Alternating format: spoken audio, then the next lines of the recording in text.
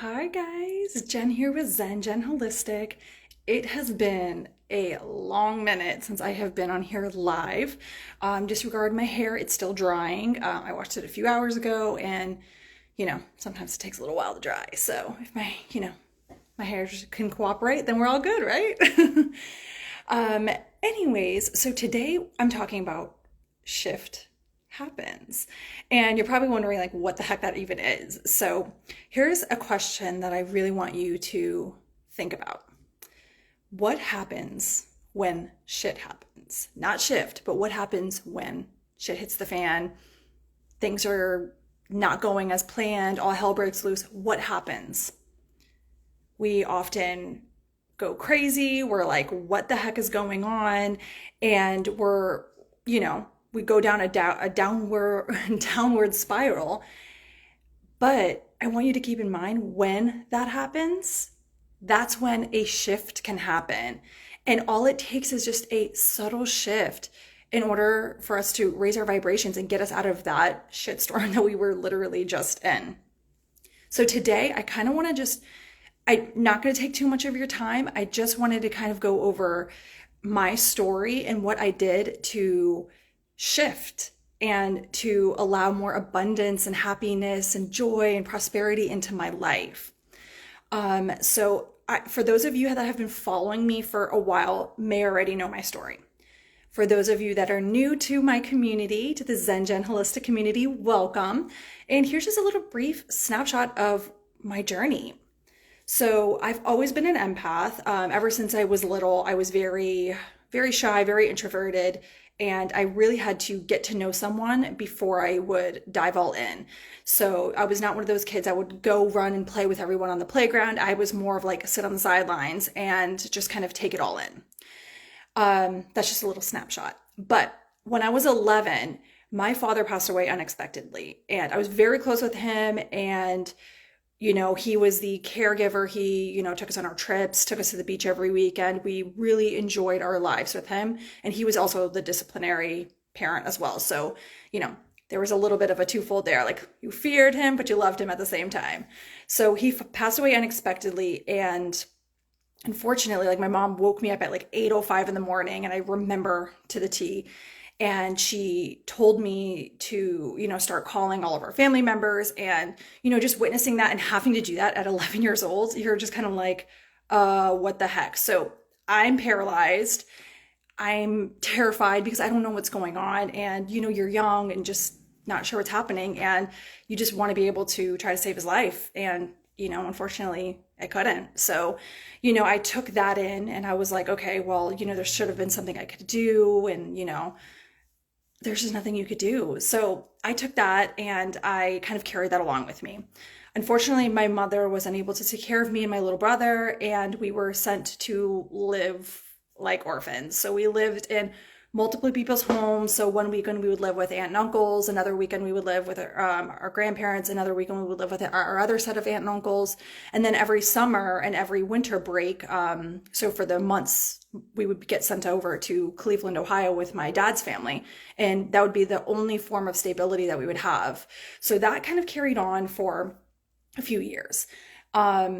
So kind of like throughout like my middle school years up into I was in high school. So some of my family was really mentally and physically abusive. Me and my brother got hit. Me and my brother were mentally abused because our father was Afro-Latino. So we came from something a little bit different than they've seen. So we dealt with a lot of racism. We've dealt with a lot of abuse and just trying to find our way.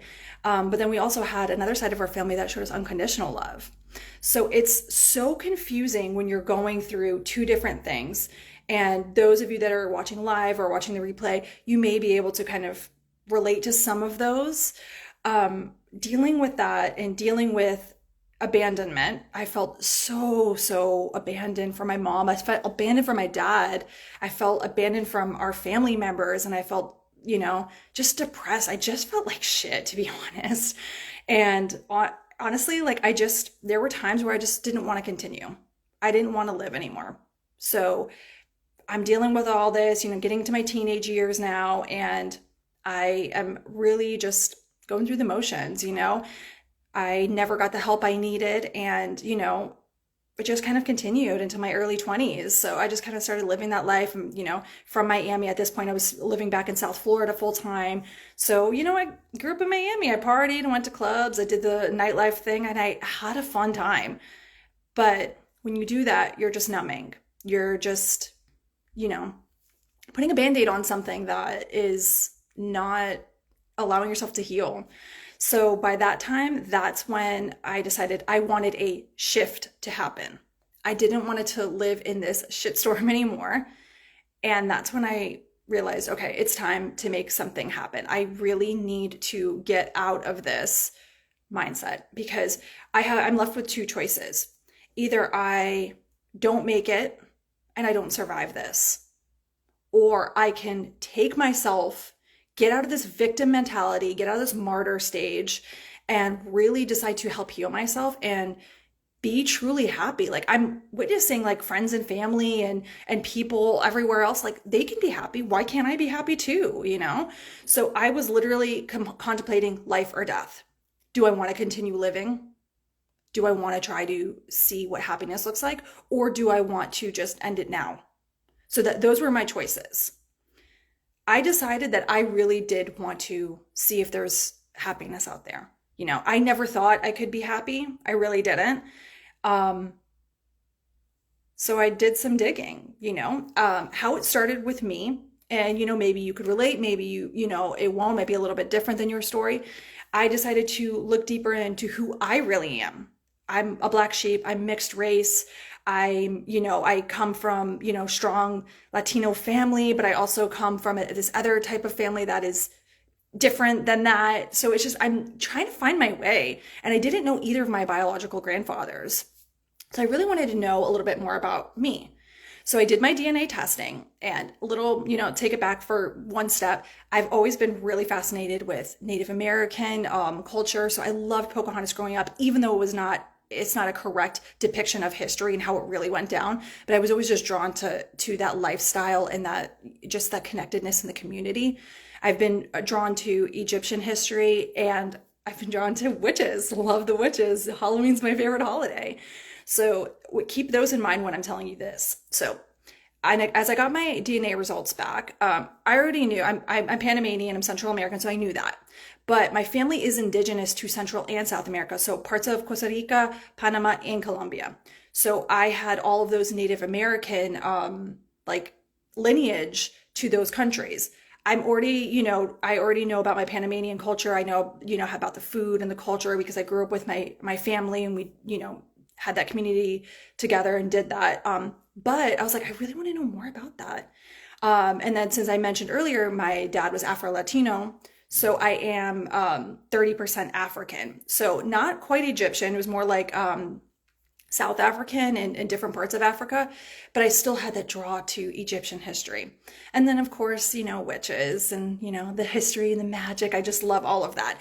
So all three of those, they all have this magical element. There's a lot of shamanism with Native American cultures. There is a lot of mysticism when it comes to Egyptian culture, and witches, they're known for magic. So I was like, okay, so I'm, kind of getting to know a little bit of who I am. Now, what can I do? How can I learn more? So that's when I started going to metaphysical shops and I started getting spirituality books. I started learning more about shamanism because I really wanted to tap into my roots.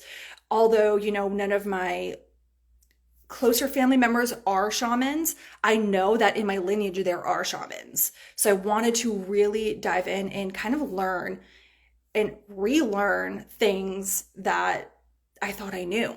So I started getting books on spirituality, self-help books. I started diving in and getting crystals, and I started getting different types of tools. So I learned about like sage and Palo Santo and incense and all that other stuff. And I just really started to connect a little bit more.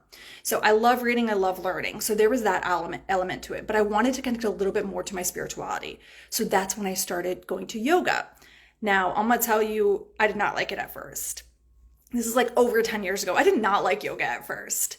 It was just challenging to quiet the mind and connect with your body and stuff, because when you're so used to one thing, when I was so used to drinking and doing other things, in putting that into my body, it's so different to have almost an out of body experience, but not doing anything physical like that, like putting adjusting and that into your body. So I really wanted to try it, even though I was not really in love with it. So I continued on with yoga. And then as soon as I started to meditate more and to really learn to quiet the mind, and I'm going to tell you, it did not happen overnight.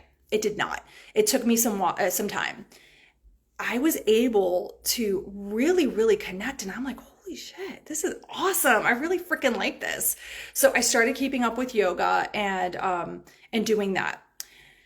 So those started having subtle shifts in my life where I was able to be happier for longer. I actually did start finding happiness, and I really did just was content being myself. So when I started doing all of those, I stopped drinking as much. I stopped doing drugs. I stopped partying. I stopped going out and doing all this other crazy stuff because I really wanted to connect with me and who I was as a person, because I was starting to fall in love with myself. That's the one thing I never had. I never had self-worth or self-love because of my abandonment wounds, that depression, that anxiety, that all this shit that I had. I was not able to truly value who I was as a person. So then after I started kind of getting into all of that, that's when a friend decided to bring me to a Reiki circle. She was like, oh my God, I just went to this Reiki circle. And I'm like, I don't even know what Reiki is. Like, what is that? So she took me to this group Reiki circle. And I'm going to tell you, oh my God, I have chills just saying it. But that was the first time that I actually felt good for a week. Like I went and I'm like, oh my God, this is amazing. Now I'm going to tell you, during my Reiki session, I cried a lot.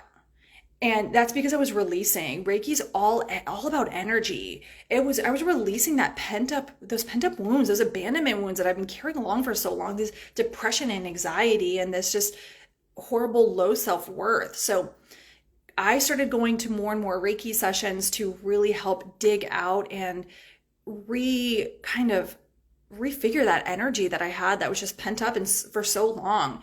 And then as I was able to do that, I started diving into more about my self-love, like focusing on my self-worth.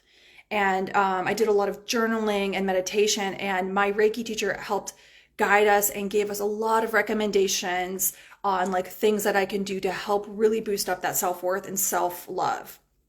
And one of the things that I realized is you cannot attract anything without the action. So there is no attraction without action. So I can just sit here and say, oh, I want a new job, or I want to attract the love of my life. And I'm just gonna be like, okay, I put it out there. Where is it? It's not going to come to you. You need to put action behind it. And what I mean like put action behind it is you need to be in an energetic vibration to attract what you truly desire. So you cannot attract what you want and what you desire without being in energetic alignment and a match for that. We're just like magnets. We are able to attract anything and everything we desire. We just have to be in energetic alignment for it. So as soon as I started shifting that and realizing, okay, I know what I desire and what I'm worth, and I don't have to tolerate anything else. It's kind of like when you are applying, say that you're applying for a job and they say master's degree required, but we pay $15 an hour. You're like, what the hell? No, no, if I have a master's degree, I know that I put in the time, the dedication, and I know my worth, that I'm worth way more than that. It's the similar concept. So when you are trying to attract something, it's got to be from a place of high vibration and where you know that you are worthy. So again, that was another shift that happened. So at the time, I wanted to attract a really beautiful partner because, I didn't have a lot of self-worth before and self-love. So I just attracted whatever came my way. I was like, all right, cool. Like, let's party, let's have fun, let's do our thing. But I knew I desired more than that. I know I wanted more than that. So as soon as I did that subtle shift and I realized my self-worth and self-love and did not tolerate any less, that's when I was able to manifest someone into my life.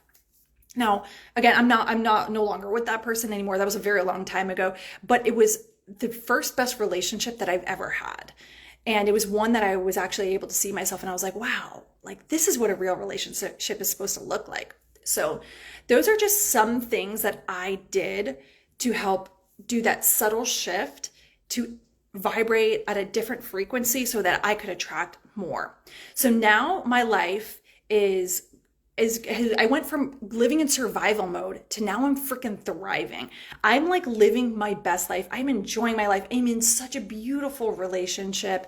I live in a beautiful part of town. I actually just moved a few months ago because I attracted all of that into my life. I knew this is what I want to be in my life. And it's not just about wanting and desiring it. It's, again, being in that energetic alignment. So yes, I had to go in and do a lot of those exercises that I did to help get me to the next stage of my life.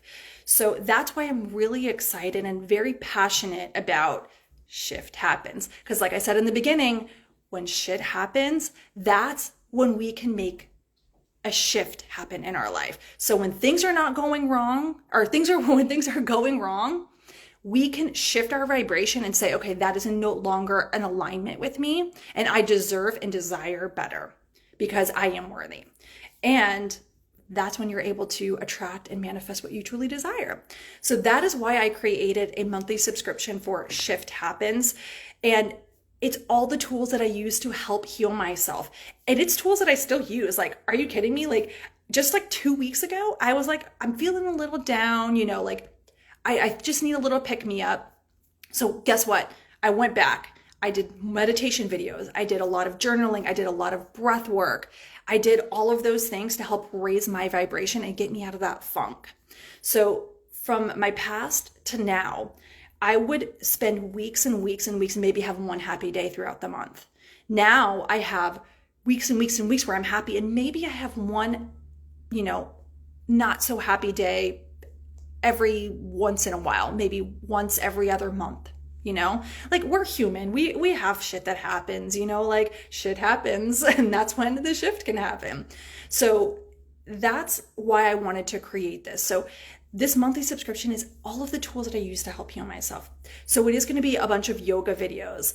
And a little disclaimer, I'm actually in the process of getting my yoga certification. So there may be some videos from some yoga teachers that already have their certification that I'm going to have posted into this monthly subscription.